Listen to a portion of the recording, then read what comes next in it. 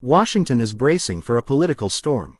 A controversy, quietly simmering for months, has now erupted into what many are calling the Autopen scandal, and the White House is under intense scrutiny. At the center of it all, questions about whether President Joe Biden himself authorized key executive actions, or whether the powers of the presidency were, in effect, carried out by a machine.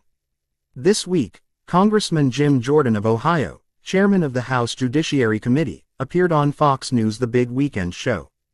During the broadcast, he was asked a striking question: will Vice President Kamala Harris be called to testify in this growing scandal?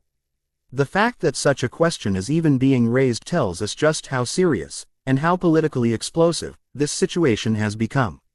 To understand why, we need to look at the heart of the controversy, the Autopen. The Autopen is not new. It is a mechanical device, capable of replicating a person's signature with uncanny precision. For decades, presidents have used it for routine tasks, signing letters, proclamations, and, in rare cases, even urgent bills when they were out of the country. In 2011, for example, President Obama famously used the Autopen to extend provisions of the Patriot Act while traveling in Europe. Legal experts at the time declared the action constitutional. But what's different now? What has Republicans sounding the alarm is not the existence of the Autopen, but the scale and scope of its use under the Biden administration. In January 2025, President Biden granted a sweeping round of clemency warrants. Dozens of individuals had their sentences commuted or pardoned. Yet many of those official documents, it was later revealed, were signed not by the president's own hand, but by the Autopen. At first glance, that might sound like a minor technical detail. But inside the Department of Justice, officials raised concerns. Internal emails, now public, show unease over how the clemency process was rolled out, and whether the president's direct involvement could truly be verified. Were these signatures simply authorized extensions of Biden's will, or was the government allowing machines, and perhaps staffers, to stand in for the commander-in-chief? Republicans argue that this is not just a question of signatures, it is a question of power, accountability, and the Constitution itself. Congressman James Comer, chair of the Oversight Committee, has gone even further.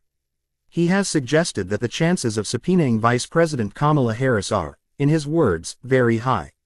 He argues that Harris, as Biden's second-in-command and close advisor, could provide critical insight into what really happened inside the West Wing during the clemency rollout. The stakes could not be higher. Because if it is proven that Biden did not personally authorize those actions, critics argue it could call into question the legitimacy of presidential pardons, executive orders, and perhaps even other official acts signed through the Autopen. Defenders of the president push back strongly. They insist the law is clear.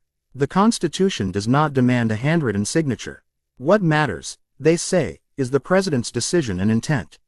If Biden gave the order, then the Autopen is nothing more than a tool, no different from a pen handed to him by a staffer. But Republicans remain unconvinced. They see the Autopen not as a harmless convenience, but as a symbol of government by proxy, and possibly even a cover for presidential disengagement. Congressman Jim Jordan linked the scandal to a broader pattern, what he describes as mishandling of classified information, questionable decisions by former intelligence officials, and a White House that, in his words, is not being fully transparent. With the American people, the fight is moving quickly from speculation to action. House committees are preparing to hold hearings. Subpoenas are on the table. And legislation known as the Biden Act has been introduced to restrict presidential use of the Autopen, though few expect it to survive a divided Congress. Still, the symbolism is powerful. To Republicans, the Autopen represents a presidency run on autopilot. To Democrats, the scandal is little more than political theater, designed to undermine Biden's authority as he faces mounting challenges in his final months in office. And then there is Kamala Harris. Her potential testimony would be unprecedented. A sitting vice president, called before Congress, to answer questions about whether the president she serves was truly at the helm. That possibility alone has added a layer of suspense to an already volatile political drama. So as Washington prepares for hearings, one question hangs over the nation's capital.